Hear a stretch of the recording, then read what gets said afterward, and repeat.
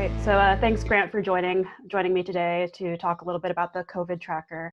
The thing that's on basically every American's mind, whether they're going to get one or they've gotten one or they're waiting for one, the vaccines. So what is the data suggesting for the home improvement community? I will caveat this, we are not doctors. We do not know what is going to happen with the vaccine. But I can tell you we introduced specific questions to the tracker this year that are vaccine related, asking if they've received a vaccine, if they would receive a vaccine, and how might that impact their behaviors. No surprise, very, very, very small percentage, less than 10% of the DIYers and contractors we talk to on a monthly basis have received a vaccine.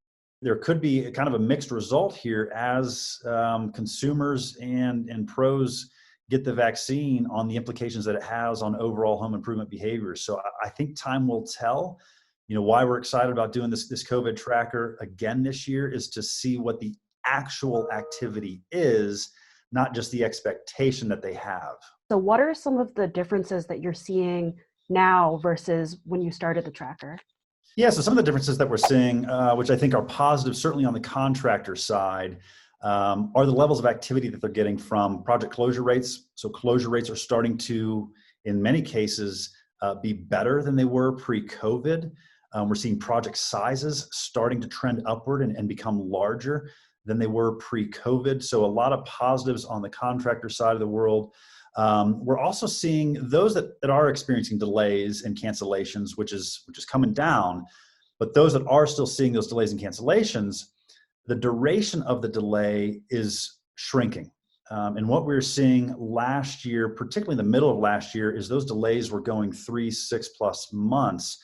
Now the feedback that we're getting from contractors is these delays may be hovering around 1 month, maybe 1 to 3 months. So that window of delay is coming down, which I think is a really, really good trend to see, because obviously that impacts production, that impacts sales, et cetera. So as we look at the data, we're starting to see slow trends of contractors saying my projects are actually bigger now than they were pre-COVID. There's other fundamentals happening, Annie, as you know, where we've got increasing home values, which means equity is going up, very limited and decreasing housing supply. Money's free. Rates are extremely low. They've got this load of money that their home is worth, and they're going to start putting it back into their home is our expectation.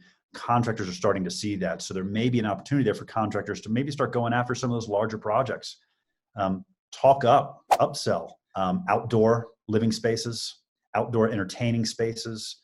So a way that I can still be social with people. If you haven't kind of gotten in on that trend yet, is it too late? No, I don't think it's too late. Again, when we look at the industry fundamentals and the dynamics that are happening right now, we see the area of activity or the time of activity to be at least for the next 2 to 3 years. And I say that because we aren't going to build enough homes overnight to meet all the demand.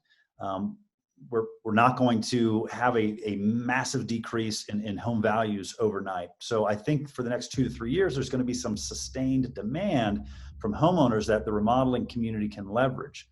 Speaking of expectations that we have for the industry, there's been anecdotal evidence that, the remodeling industry is just going wild and that, contractor sentiment is up. Yeah. But is the data aligning with that? It is, and that isn't to say that the concerns of COVID are gone for either homeowners or pros. We see in our data a very high level of concern that COVID is going to have negative implications either on their lives or their business. So, that pandemic is still looming in the back of their mind, but it's not inhibiting their movement forward in doing projects and doing work. So, they're seeing more projects close. They're expecting to have, good, strong business for the next 6 months. We also do the Farnsworth Group does the contractor index each quarter. And for the last 3 quarters in a row, we've seen positive trends in sentiment across 5 main areas of contractors. We talk about landscaping, we talk about exteriors, interiors, et cetera. All of those areas are experiencing more and more positive sentiment as the quarters roll on. And I think that's a result of the requests they're getting, the work that they're doing, et cetera. So sentiment is up, but concerns around COVID aren't gone. How's that?